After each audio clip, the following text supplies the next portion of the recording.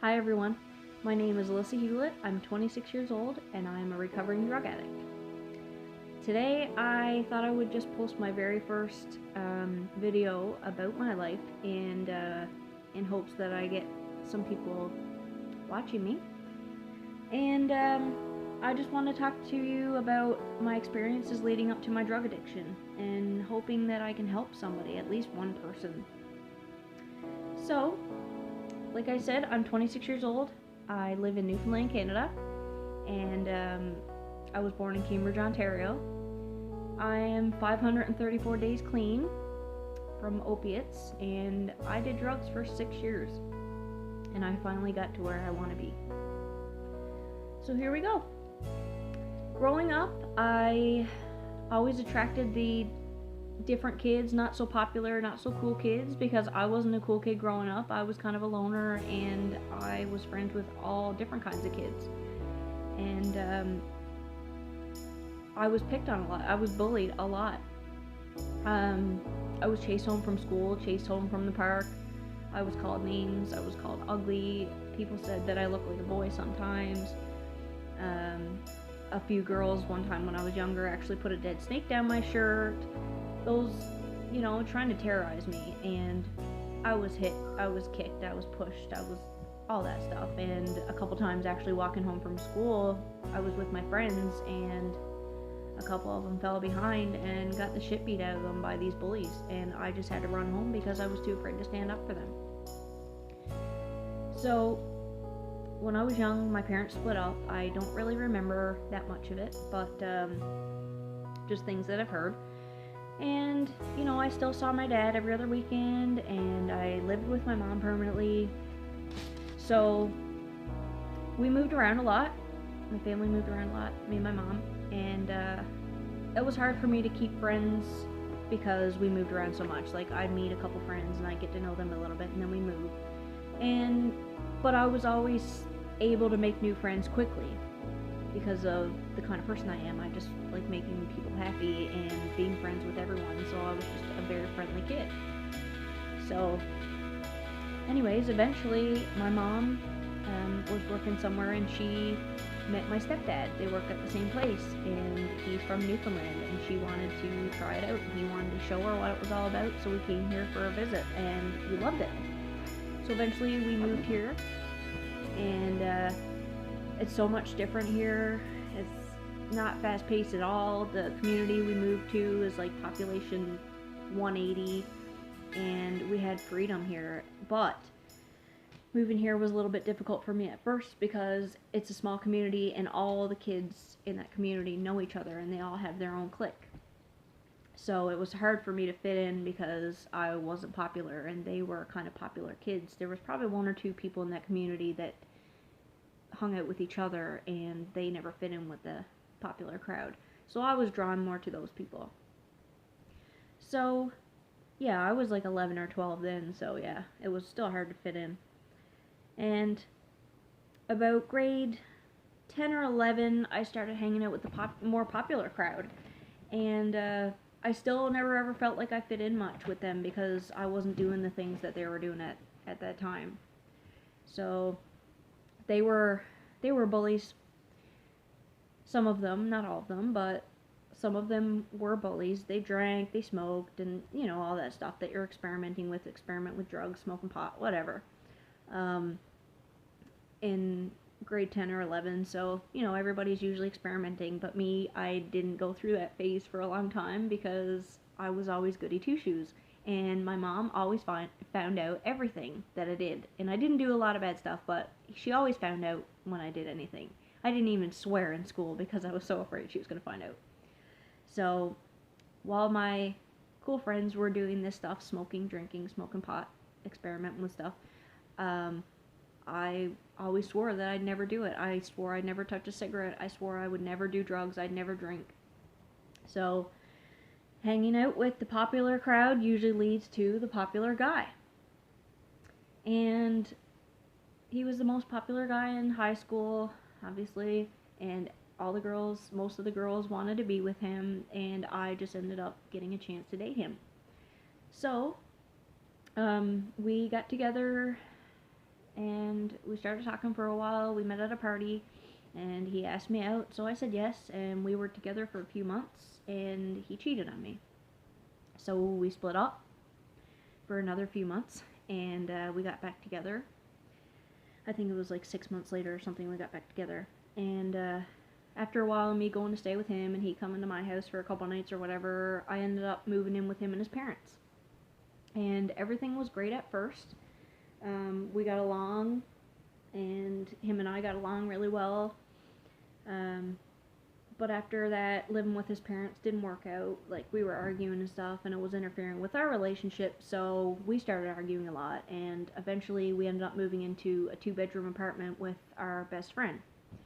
So we thought we were ready to go. Like, we're free now. We're on our own. No parents. We have no rules, no boundaries, living with our best friend. What a bonus.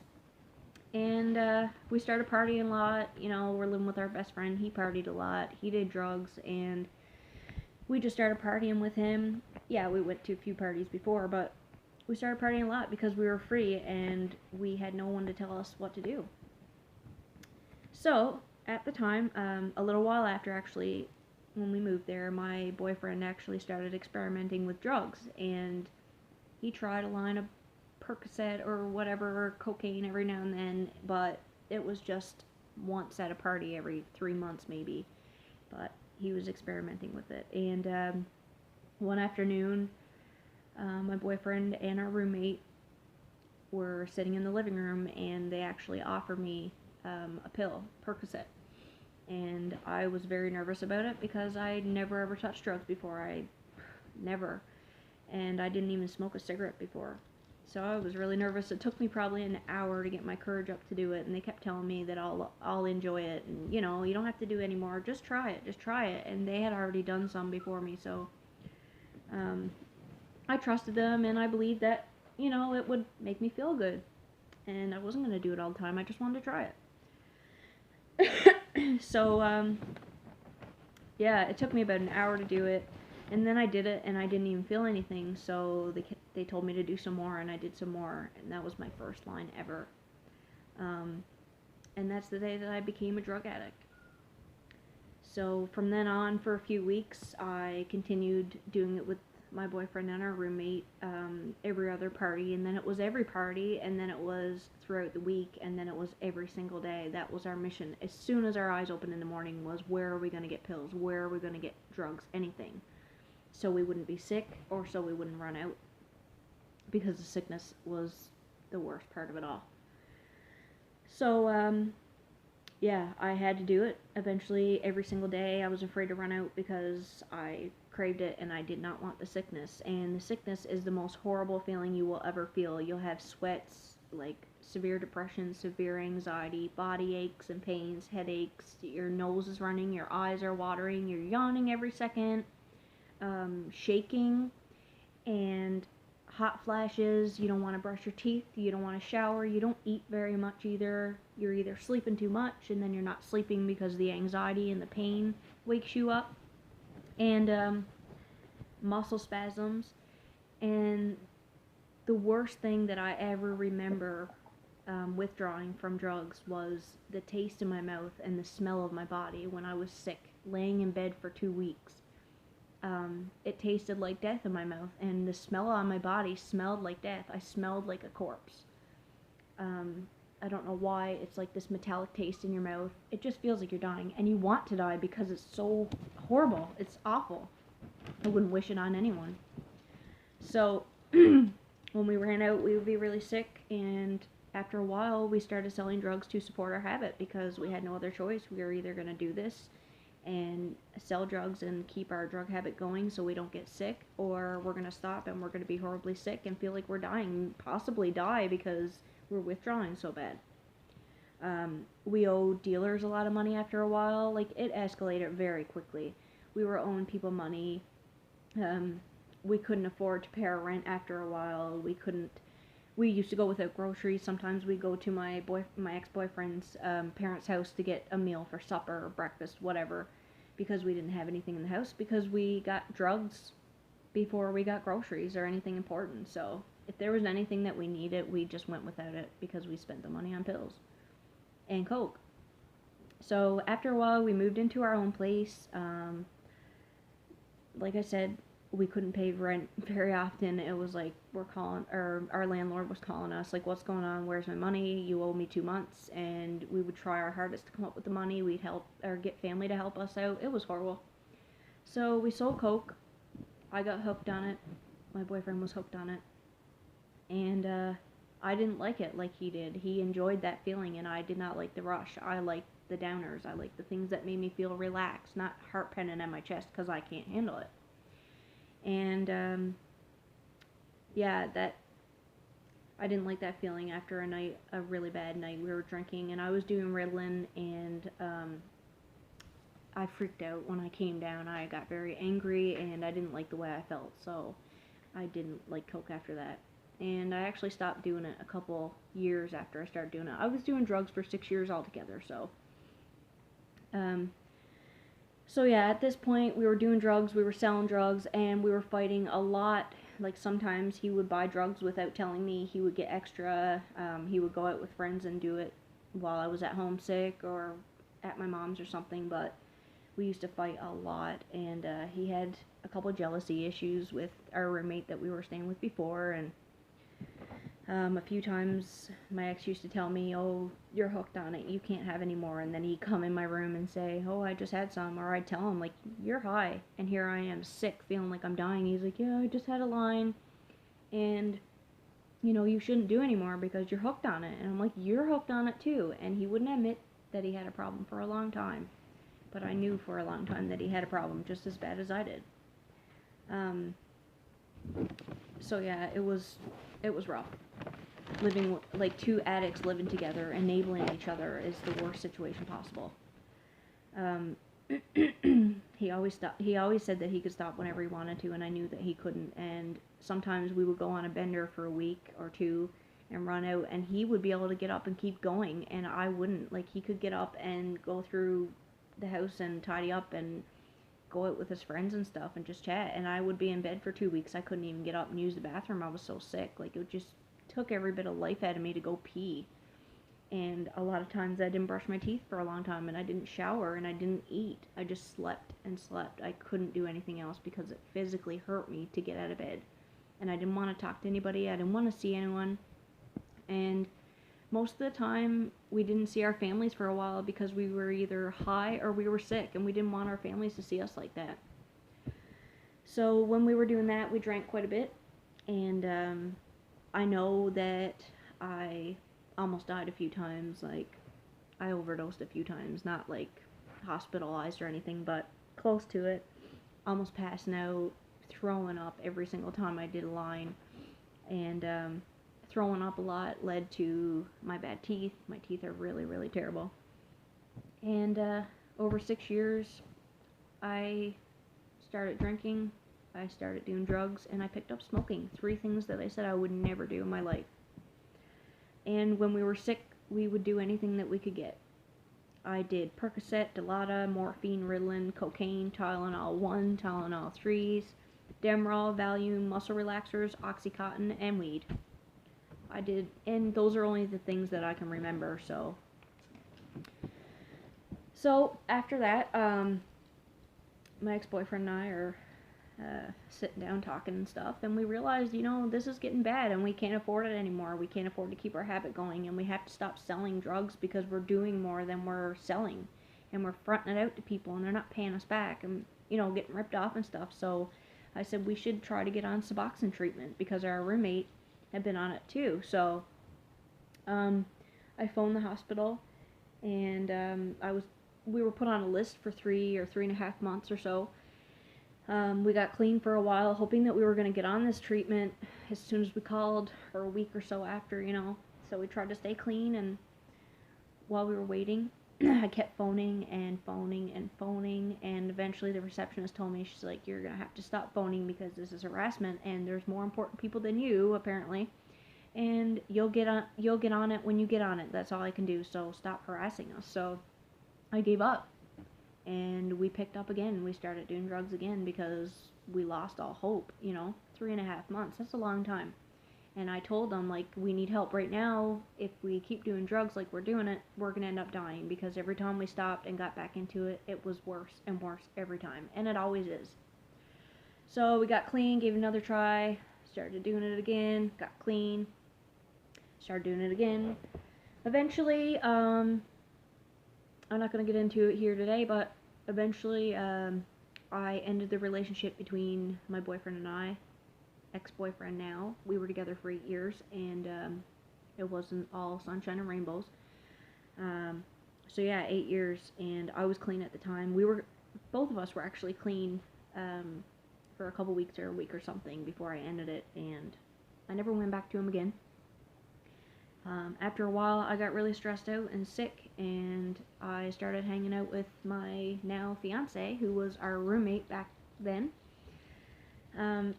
So yeah, I started hanging out with him, and I got so stressed out, I just wanted to start doing drugs again, because that was the only thing I knew to run to at the time. I shouldn't have, but I did. And he used with me. So yeah, after a while, we started dating, and we started using heavily together. We got worse and worse, and we were making trips out of town every day or every second day just to get a couple pills. We'd say, okay, we can either get 2 pills and a cheeseburger between us, or we can get 3 pills and no cheeseburger. And obviously we went with the 3 pills. We didn't get anything to eat. We didn't care.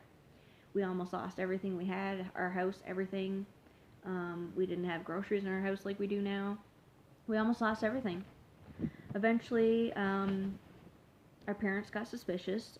Dealers were threatening us, threatening to come to our house and hurt us, and phoning us all the time. We were terrified to sleep at night because we thought these people were coming to get us, and they probably would have.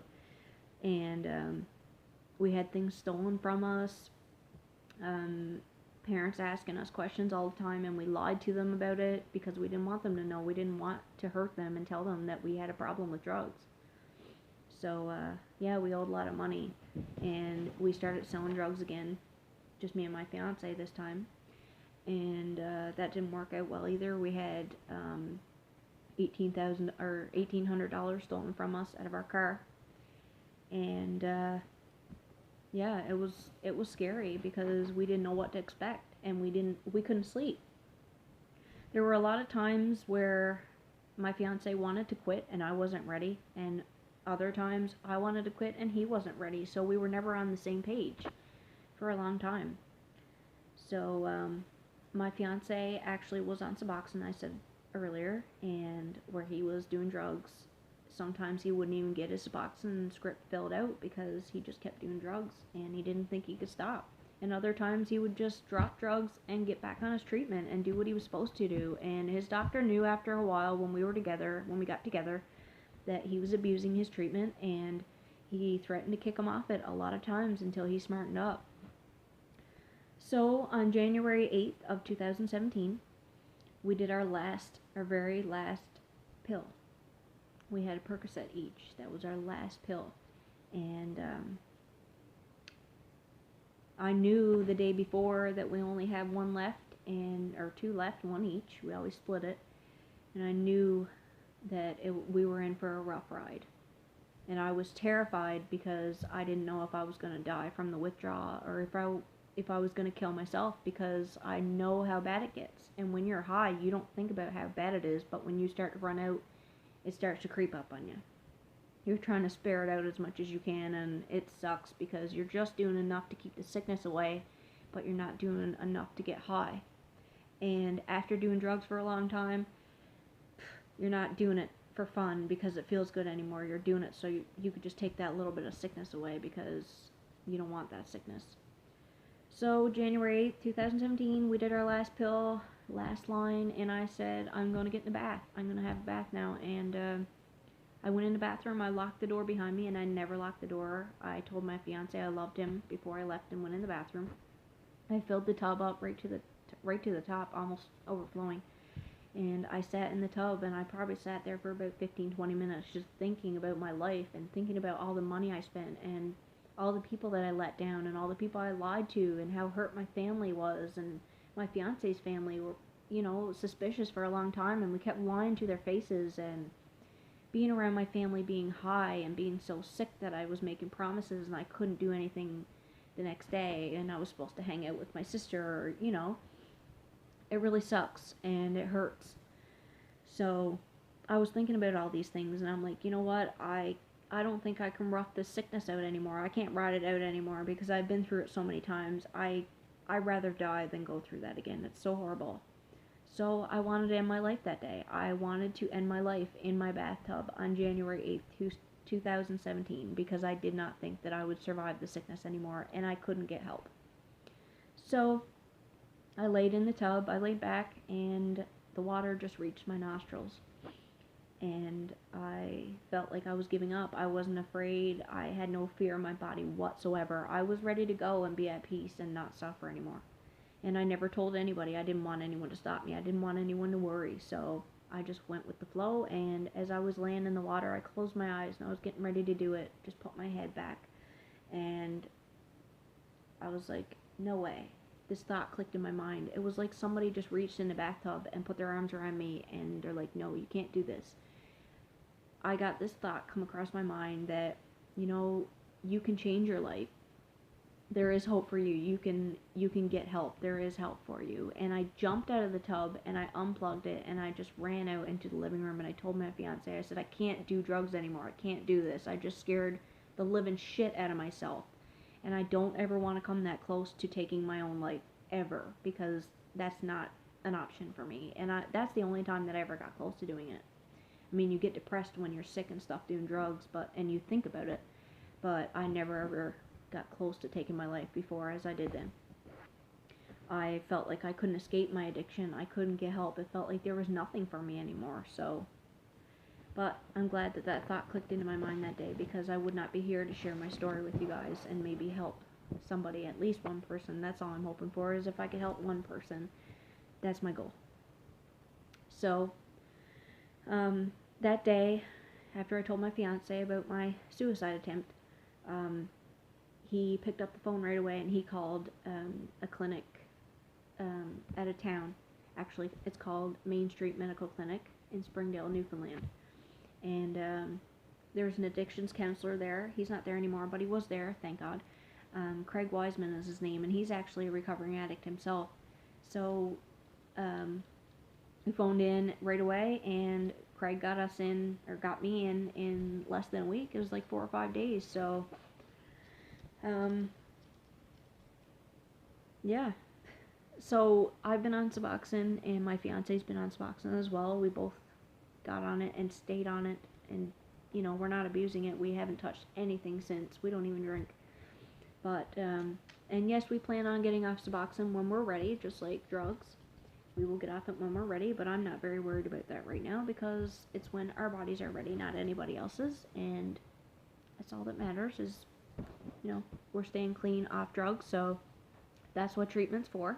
And I know there's a lot of stigma around treatments, methadone, Suboxone, whatever, antidepressants, but you know what? Everybody recovers differently, and everybody uses differently. So if I need Suboxone to help me, that's what I'm going to use.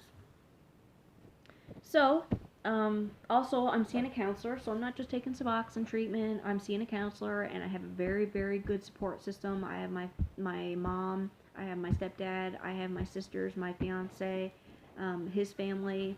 So we have a great support system around us, and they keep us going, and they help out a lot.